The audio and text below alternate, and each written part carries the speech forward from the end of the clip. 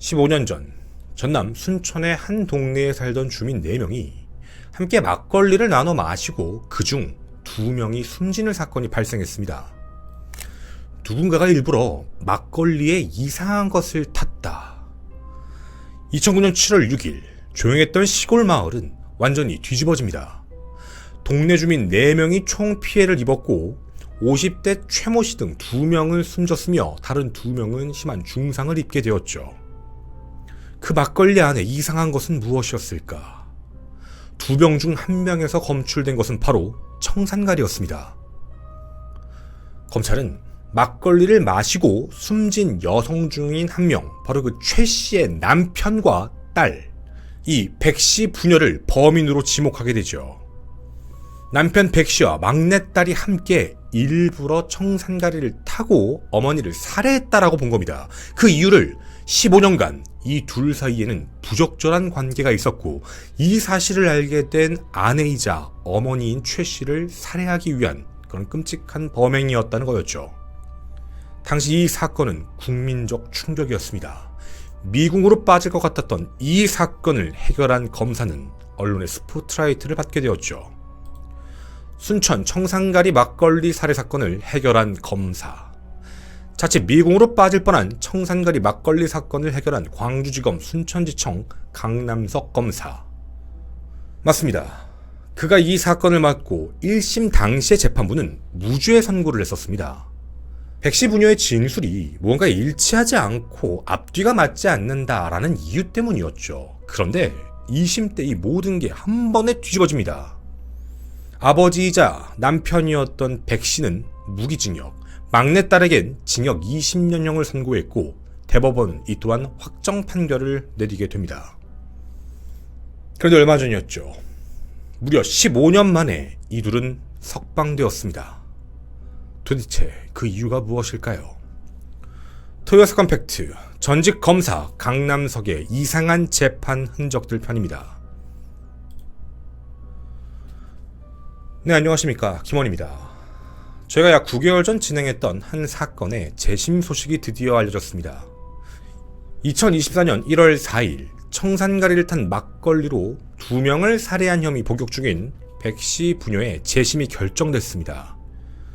당시 2009년 순천에서 청산가리 막걸리 살인 사건이란 이름으로 범인으로 지목된 이후 문맹이었던 아버지는 무기징역, 지적장애를 가지고 있는 딸에게는 징역 20년형을 선고했고 무려 현재까지 15년을 복역 중인 상태였죠. 도대체 왜 재심에 대한 부분이 인용된 걸까? 앞선 영상에서도 일부 전달을 해드렸는데 좀 정리하자면 청산가리 같은 뭔가 결정적인 증거가 없었음에도 불구하고 자백이 있었다라는 그 이유 하나만으로 기소를 했던 그때 당시의 흔적입니다. 그리고 검찰은 아버지와 딸이 내연관계에 있다라는 사실까지 이야기하며 어머니를 그래서 살해한 거다라는 범행 동기까지 언급을 했죠. 이뿐만이 아닙니다. 수사 과정 중에 검찰의 강압수사, 그리고 그 뒤에 나왔던 유도신문 같은 검찰 조사 영상까지 뒤늦게 공개가 되었습니다. 아마 여러분들도 영상으로 보신 분들이 계실 텐데 잠깐 보고 오도록 하겠습니다. 뭐 들어봐요. 야. 오늘 곧 조사하다가 본인이 거짓말했다는 거 인정해줄게. 근데 오늘 조사해서 왜 왔다 갔다 해요? 본인 말 한마디 다 끝날 것 같아요? 아니, 잘못 나왔죠? 네. 왜 그러십니까? 심상태지, 왜 그래? 아니, 또 못 놓겠어, 정수를? 예? 제도 모르겠습니다, 지금. 아, 똑바로 앉아봐, 거기. 똑바로. 말하고 막 나오는 게 아니고, 좀 생각을 해서 해봐, 생각을. 생각을 좀 해보세요, 에? 네. 아니까, 너 거짓말 탐지기가 했구나. 나 참아했지. 어떻게 그런 비법이 있어? 한번 써먹게. 알려주던 아빠가 이렇게 거짓말 통과하는 방법도 혹시 뭐 알아본 거 아니야? 그럼 비법이 뭐야 도대체? 거짓말 탐지기를 잊어버렸잖아, 기계를. 예. 거짓말 탐지기가 그럼 믿을 수 있겠어, 없겠어? 지금 생각해보니까 믿을 수 없겠지. 굉장히 저는 범인을 의심하니까, 그지? 예? 조사에 혼선을 주려고. 세상에 일부 공개됐던 당시 강 검사가 했던 말들입니다. 근데 이걸 보면서 저게 잘못된 건가 라고 느끼시는 분들도 계실 것 같은데요. 굉장히 일부입니다.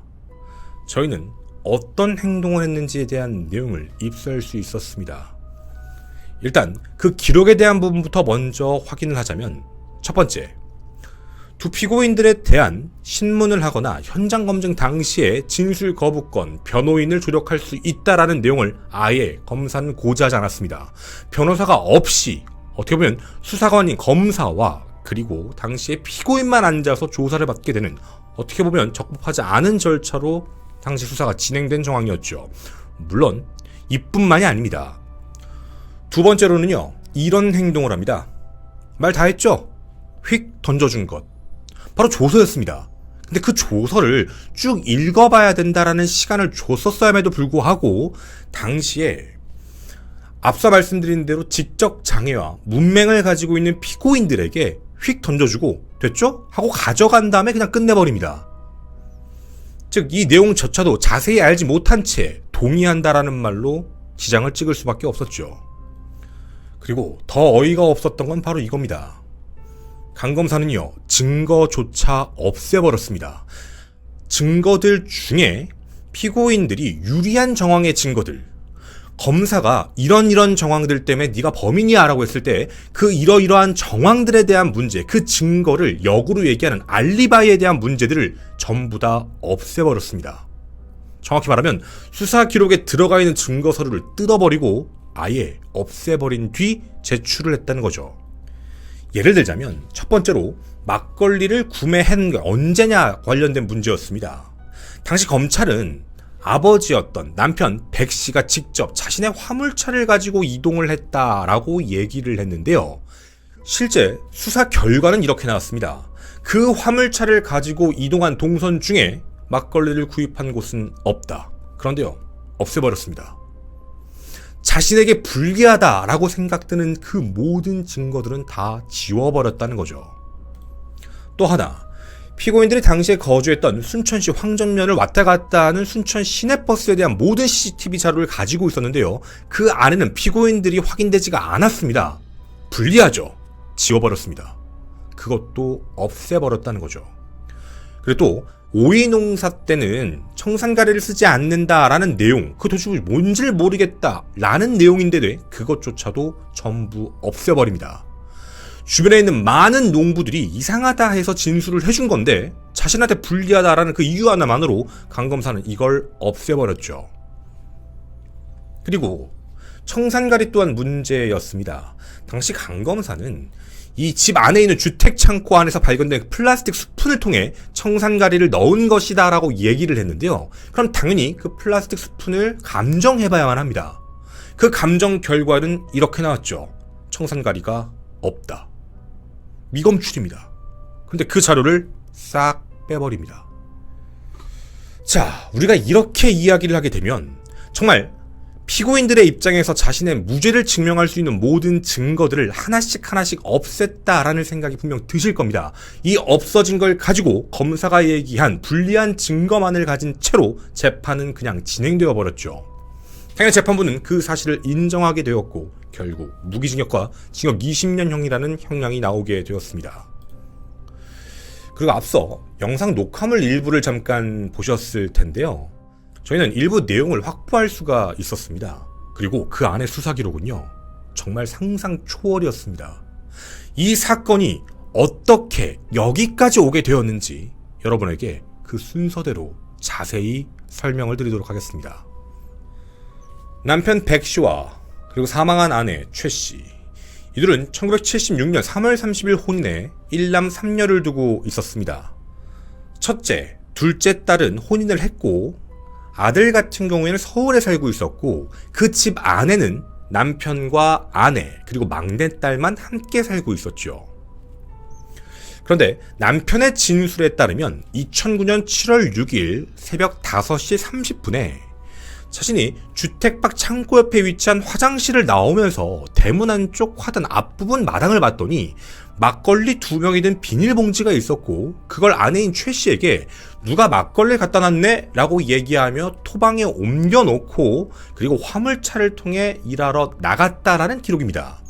그 이후 아내 최 씨는 그 막걸리 2병을 가지고 인근 희망근로 사업장에 출근했으며 오전 8시부터 약 1시간 정도 풀을 베다가 휴식 시간이었던 오전 9시 10분경 2병 중 1병을 함께 있었던 동료 나머지 3명과 나누어 마시게 됐는데 그 직후 아내 최 씨와 또 다른 1명은 사망했고 맛이 이상해서 뱉었던 나머지 2분은 정말 다행히도 목숨을 잃지 않으신 그런 중상만 입으신 상태였죠.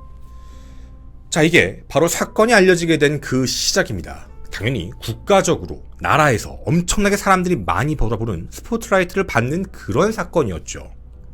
근데 이 사건에 대해서 우리 오늘 얘기 함께할 강 검사가 왜 갑자기 끼어들게 되었을까에 대한 궁금증입니다. 우선 이 사건 이후 막내딸이었던 백 씨가 2009년 7월 26일경 전남 구례군의 한 파출소에 가서 자신의 이웃인 배모 씨가 자신을 2008년부터 2009년까지 약 6차례 강제추행 및 그리고 끔찍한 행동을 범했다라는 취지의 고소장을 제출해내게 됩니다. 당시 지적장애가 있었던 이 막내딸은 자신이 있었던 피해에 대한 사실을 전달했던 거였죠. 그리고 조사를 하게 되고 당연히 그 이후에는 출석 요구서를 받을 수밖에 없었습니다. 헌데요, 그 뒤에 그 배모 씨는 출석 요구에 대해서 그냥 무시해버립니다. 결국 2000년 8월 9일 구속영장을 발부받아 8월 18일 검찰에 기소 의견으로 송치를 시켰죠.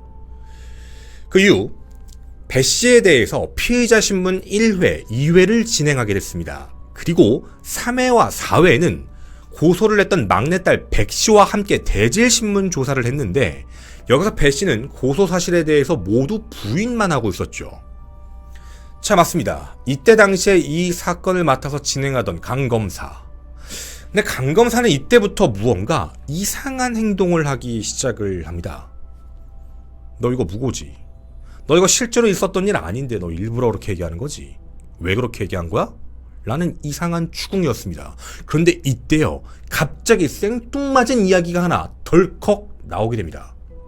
정확히 얘기하면 생뚱맞게 덜컥은 아니었었죠. 왜냐하면 이 사건에 대해서 고소했던 사람이 바로 얼마 전 나라를 들끓게 했던 청산가리 사건의 피해자의 딸이었기 때문입니다.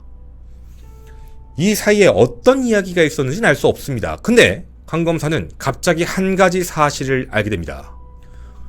고소 사실은 거짓말이었고 제가 막내딸이 청산염과 막걸리를 사서 비닐봉지에 넣어둔 뒤 7월 6일날 밖에 두었고 어머니인 최 씨를 죽였다라는 진술을 했다는 겁니다.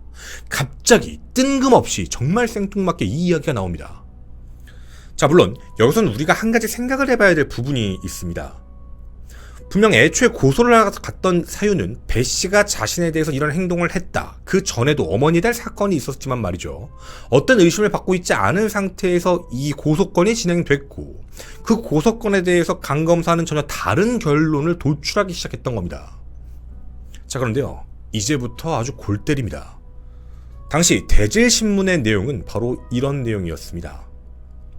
막내딸이 2009년 6월 30일 자기가 사서로 일하던 마을도서관 컴퓨터에 인터넷 검색을 통해 한 성명 불상자, 이름을 모르는 사람으로부터 청산염을 물어봤는데 그게 10,000원이었고 막걸리는 5,000원이라 그래서 총 15,000원을 자신의 광주은행 계좌에서 이체했고 다음날인 7월 1일 그 마을도서관 택배로 도착을 했고 배송비 2,500원을 냈다라는 진술을 합니다.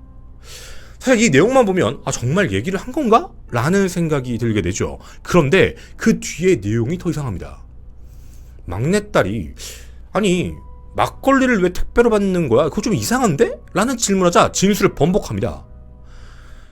2005년 5월경 마을도서관 컴퓨터로 인터넷 검색을 하다 청산염과 막걸리를 판매하는 사람의 전화번호를 메모했고 그리고 6월 15일이나 16일쯤에 33번 버스를 타고 순천 시내에 나가 중앙시장 인근 공중전화로 판매자에게 전화를 했고 청산염과 막걸리를 10만원에 구매했다.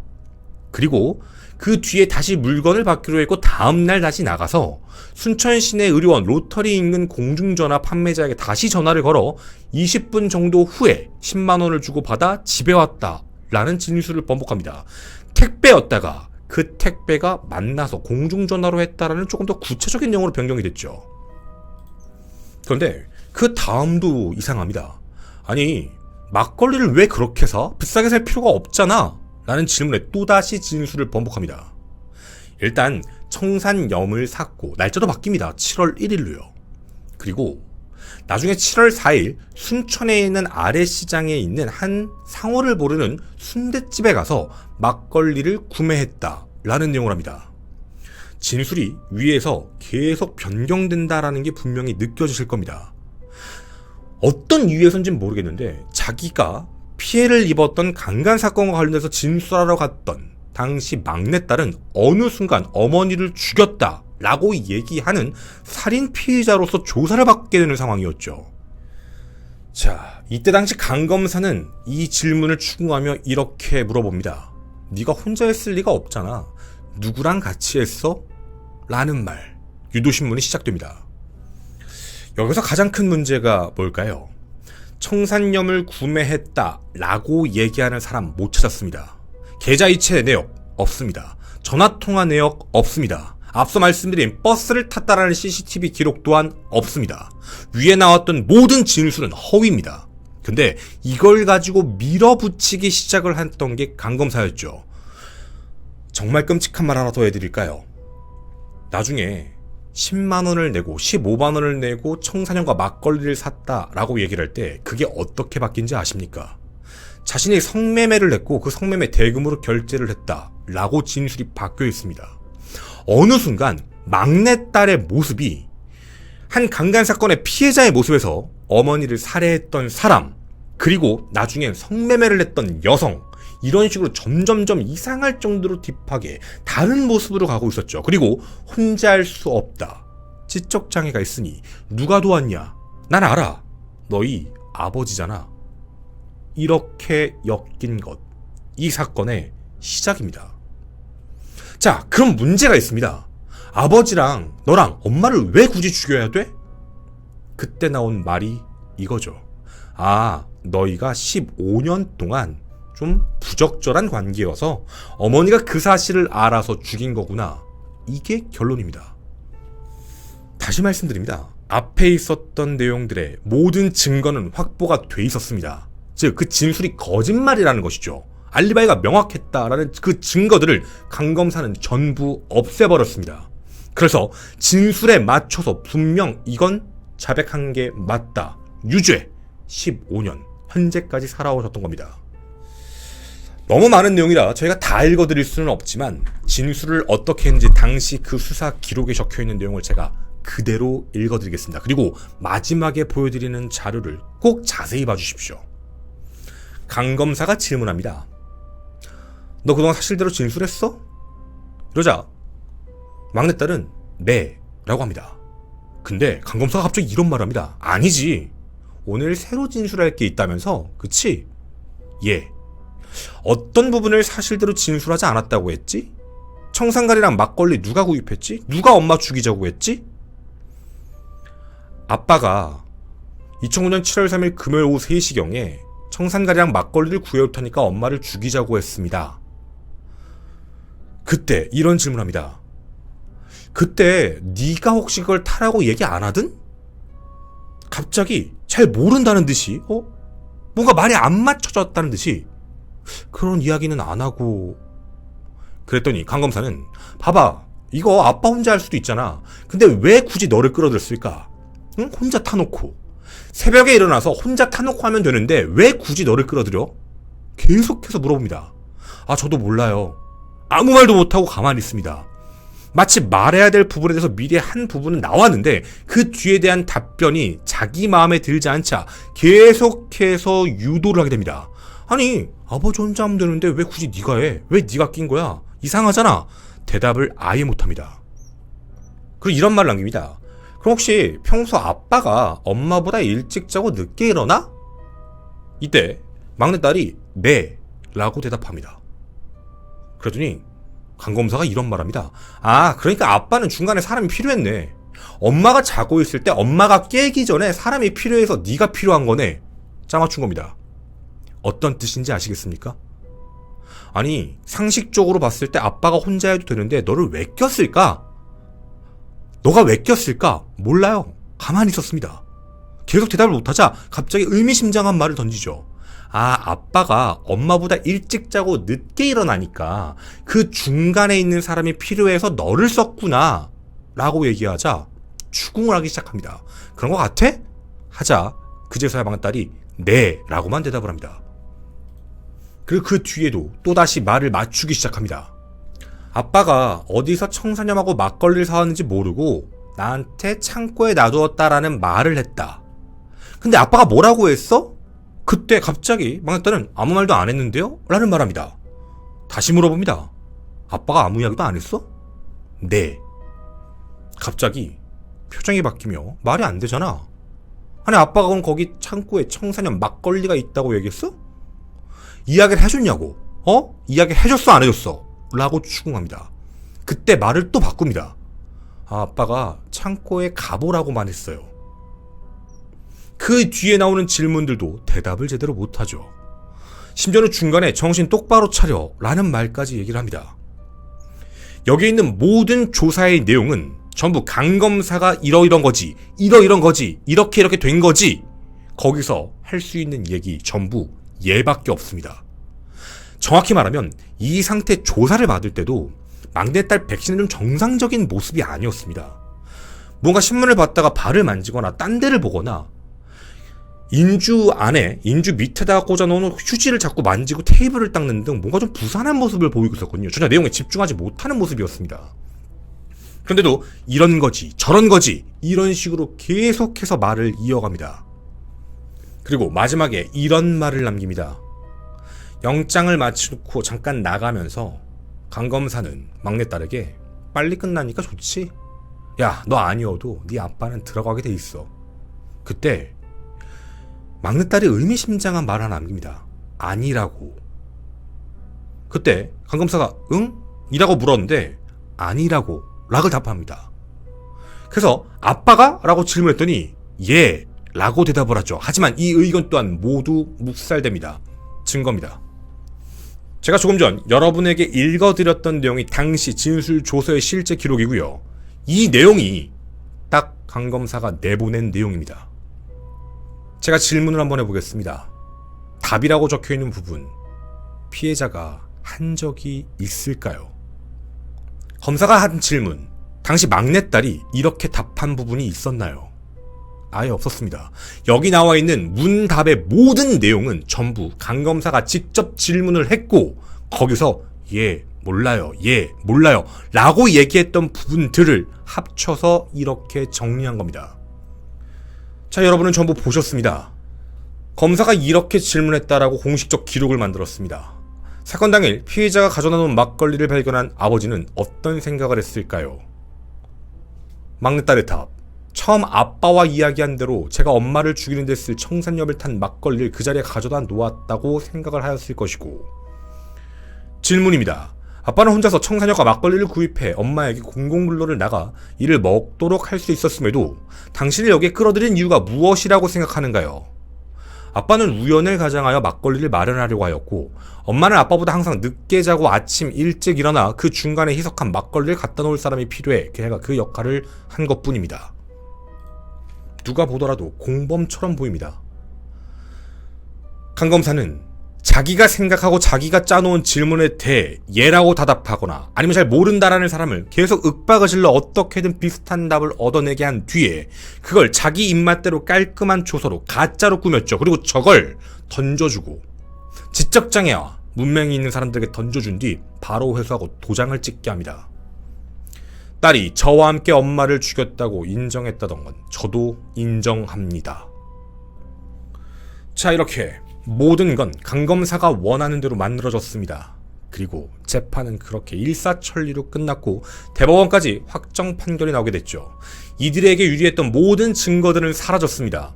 그리고 이들이 하지 않았던 얘기들이 다 짜맞춰져서 그렇게 이들이 직접 말한 거다라고 재판부의 기록으로 넘어갔죠. 그리고 강 검사는 미제 사건이 될 뻔했던 이 순천 막걸리 살인 사건을 해결한 유능한 검사로 세상에 알려졌습니다. 이 일로 누군가는 무기징역, 누군가는 징역 20년형을 선고받았고 자신의 이야기를 들어주지 않았던 그동안의 15년이란 세월이 흘러 드디어 재심을 할 수 있는 그 기반이 마련되었죠. 확실한 건 당시에도 지금도 이들이 범인이라는 증거는 아예 없습니다. 의심적인 정황조차도 없습니다. 단순히 문맹이라, 단순히 지적 장애라 자신들이 주무를 수 있는 유리한 정황들만 계속해서 얘기하며 재판을 끌어가 버린 것이었죠. 이로 결국 이 사건의 진범은 검거되지가 않았습니다. 이 사건 재심에 대해서 무죄 판결이 나게 되면 순천 막걸리 살인 사건은 영원한 미제 사건이 되어버리죠. 그런데요, 저희는 이 사건 말고도 뭔가 이상한 부분들을 찾을 수가 있었습니다. 강 검사는 도대체 어떻게 살고 있었을까? 그가 맡았던 사건 중에 좀 스포트라이트를 받았던 사건이 또 몇 개가 더 있었습니다. 하나가 공판 살인의 추억이라고 불리는 피고인 박모 씨에 대한 사건이었는데요. 이 사건에 대해서도 당시 강남석이 담당 검사였습니다.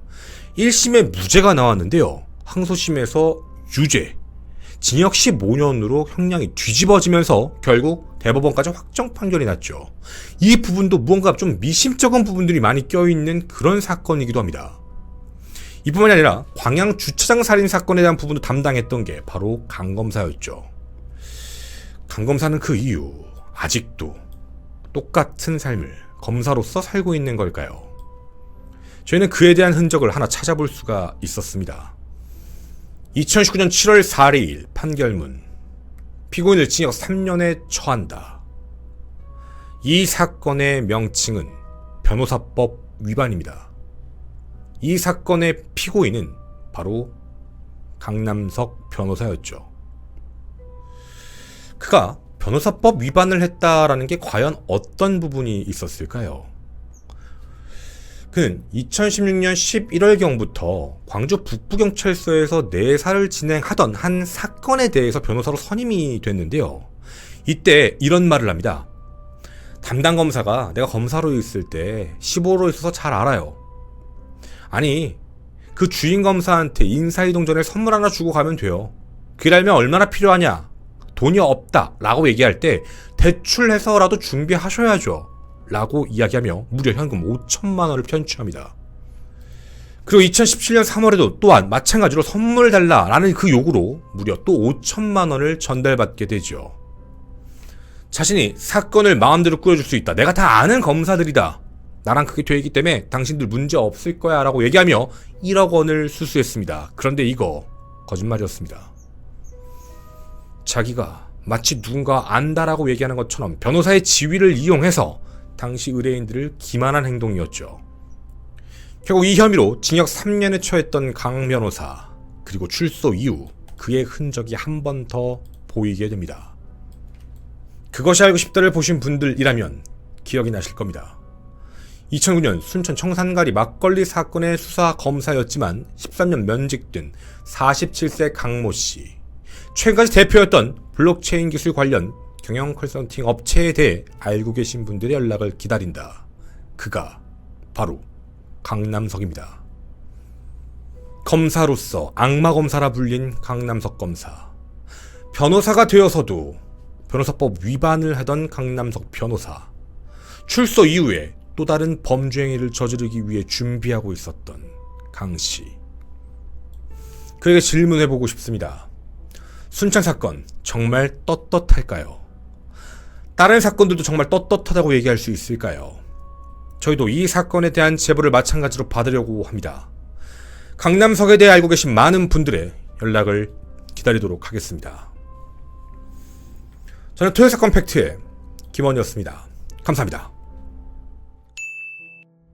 제가 내용이 안 맞는다라고 말씀을 드린다라는 그 부분이 뭐냐면, 일단 뭐 수사 자료들도 다 갖다 버렸고 다 폐기했고, 자기 검사한테 불리하다라고 얘기하는 거는 다 없애버렸고, 수사를 하면서도 모든 걸 내용을 말을 맞춰요. 계속 물어봐요. 그리고 그게 마치 피해자가 여기 셋 딸이 얘기하고 아버지가 얘기한 것처럼 다 꾸며버려요. 그런 얘기 한 적이 없어요. 도리어 그게 아니다라고도 번복했는데 다 묵살해버린 거예요. 그래서 저 내용만 보면은 진짜 범인 같아요. 근데 아무것도 모르고 그냥 시키는 대로 그냥 뭐 하고 있다가 그 중간은 아무도 모르죠. 촬영 전에는 어떤 얘기를 오가고 어떻게 얘기를 했는지는 알 수 없지만, 어떻게 회유했는지 아무도 알 수 없지만 왜 갑자기 뜬금없이 자기가 피해자다라고 해서 신고했던 막내딸이 그거 조사받으러 가서 어느 순간 피해자가 아니라 피고인 돼버렸고 자기 엄마를 죽인 사람이 됐다가 엄마를 죽인 사람이 그걸 너 혼자 하진 않았을 거 아니야. 너희 아빠지. 아빠는 왜 그랬을까? 아빠가 일찍 자고 늦게 일어나니까 네가 필요했구나. 근데 너희는 왜 그런 짓을 저질렀을까? 너희는 굉장히 둘이 부적절한 관계를 오랫동안 했다. 엄마한테 걸린 거구나. 말을 싹 만들었어요. 쭉. 이래야 어디에서도 논란의 소지가 없고 재판부도 인정할 거니까. 그래서 그 중간에 성매매에 대한 얘기를 한 거예요.